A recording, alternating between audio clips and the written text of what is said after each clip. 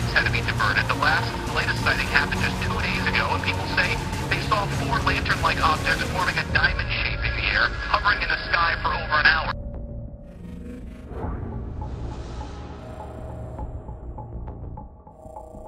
Scientists from all over the world are trying to figure out what caused a mysterious blue light to spiral in the sky over Norway on Wednesday.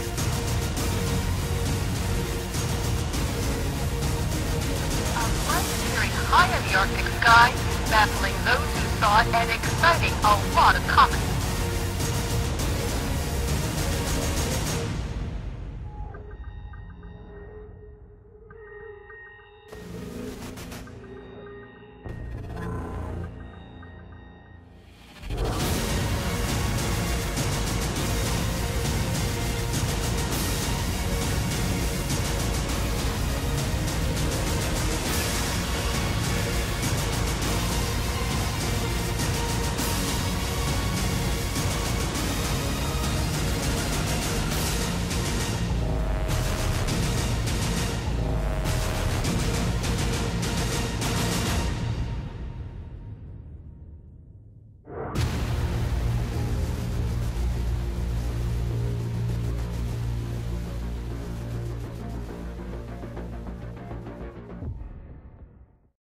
What type of unit is it? Is it a nuclear unit? Is it electromagnetic? Or what? It's a force multiplier system, and this is it's so flippin' simple that when it comes out, people will be having a hard time believing it because it's so simple. They'll think, if this was true, somebody would have come up with it by now. It's so easy, and free energy technologies, as I call them, because when I say free energy, I'm not talking about stuff you don't have to pay for. I'm talking about things that the environment gives us free for the taking. Solar's free, wind is free, geothermal's free, and obviously the devices that harvest those are not free. But we focus in on the exotic free energy technologies. You might call the ones I just mentioned mainstream, and the ones that I focus on are the fringe or the alternative, the outside-the-box stuff. And as Alex pointed out, as well as Gerald Salenti in 2010, those mainstream technologies are to energy what mainstream medicine and mainstream news is to news and medicine. You guys know they're very corrupt, and they're not going to be providing much of a solution. They're kind of a half-baked answer to what we really need. And these things that are outside the box are the ones that really have the promise to not only provide clean energy, but do it at a price point that is not only affordable, but cheaper than what you get from the grid, makes us independent from the grid, enables us to basically stick it to the man, basically render the powers that be obsolete so we don't need them anymore. This is a technology which, according to the numbers, the math on this is straightforward math, actually. It's not convoluted rocket science kind of stuff. It's not PhD level required to even understand it. This is something that you could explain to a kindergartner, and they would be able to understand, not the math, but the general concept. And this is something that there would be, one person in every town on the planet, including in Africa, who has enough smarts to pull resources from the local community, take parts from a car, take parts from this, parts from that, and hobble something together, make a 5-kilowatt system. Wow, that's very impressive.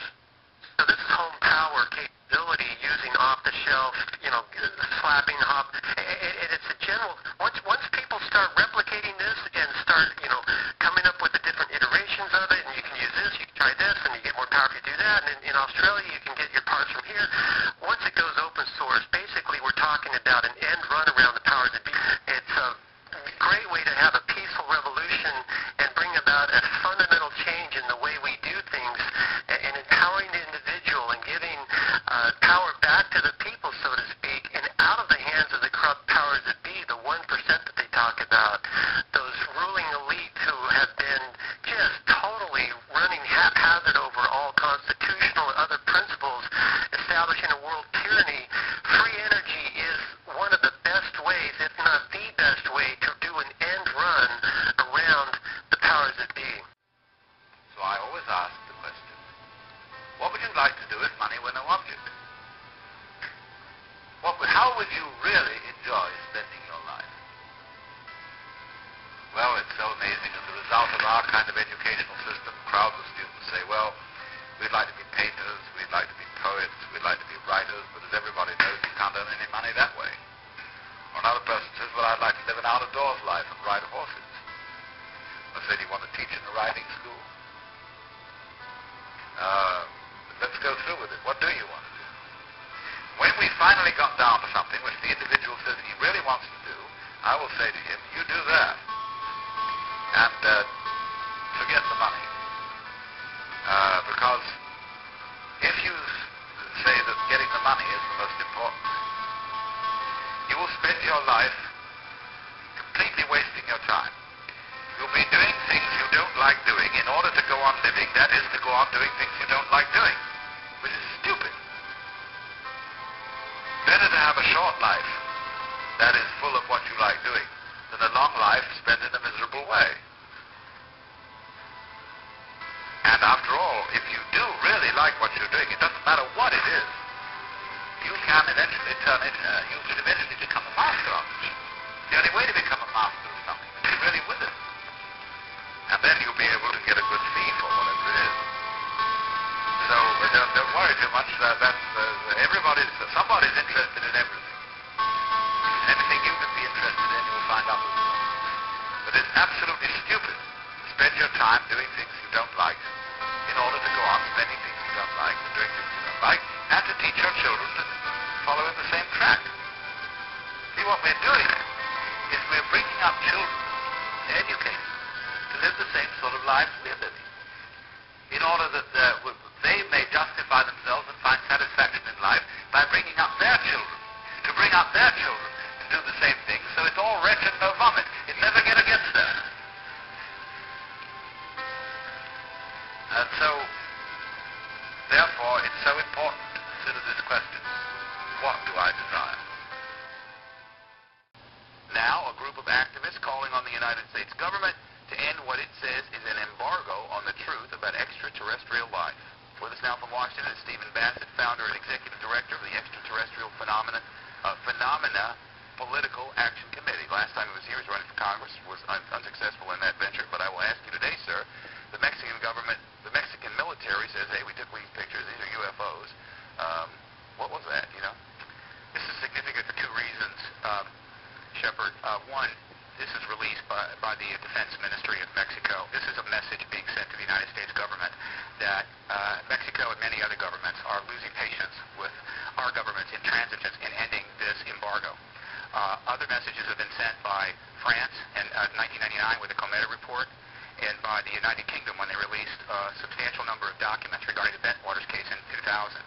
Many countries know about the extraterrestrial presence, but they deferred to the United States with regard to the timing of when disclosure would take place, but they're simply losing patience. How do we know this, by the way?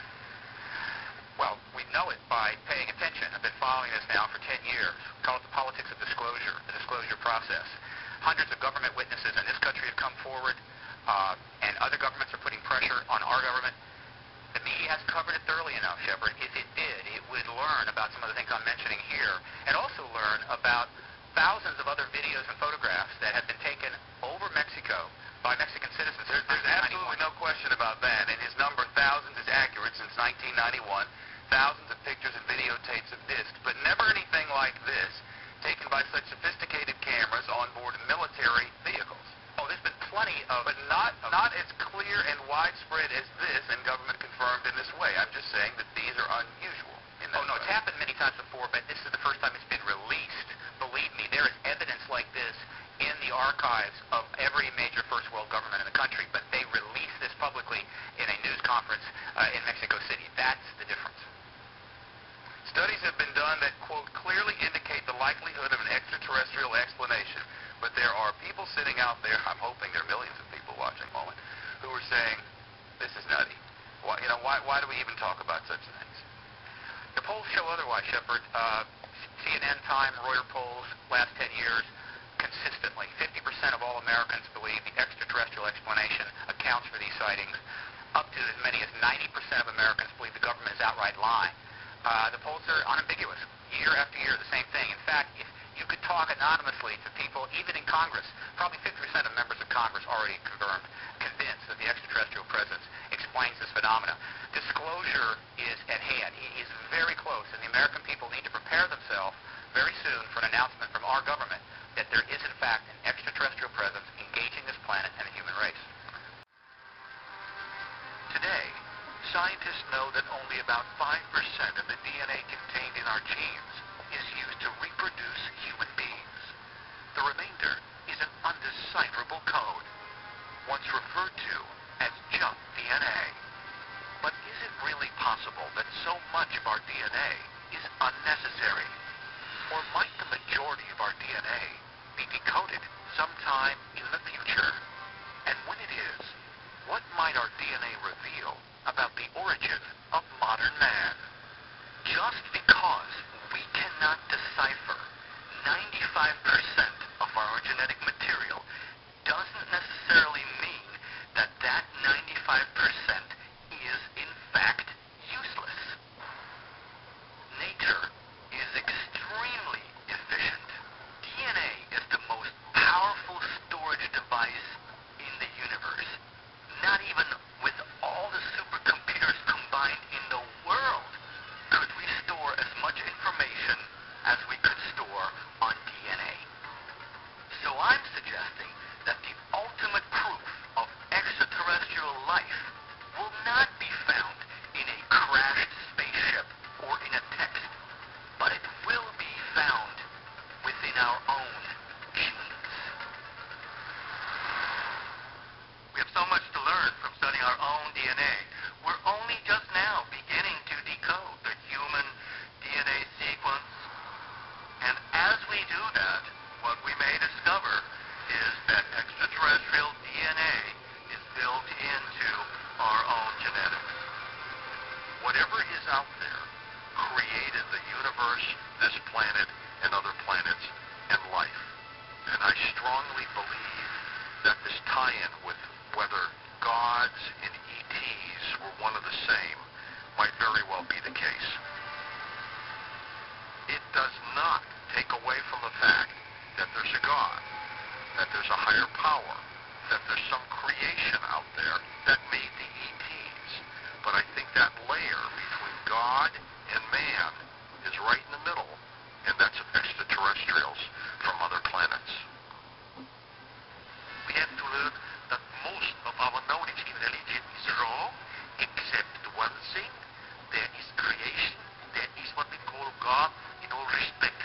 And we have to learn by religion we are very teeny little beings in this gigantic universe, why God is absolutely unexpressible.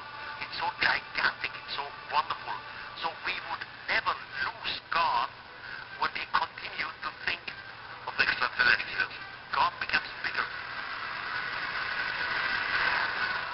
Is it really possible that humans evolved from bacteria growing in some sort of primordial ooze?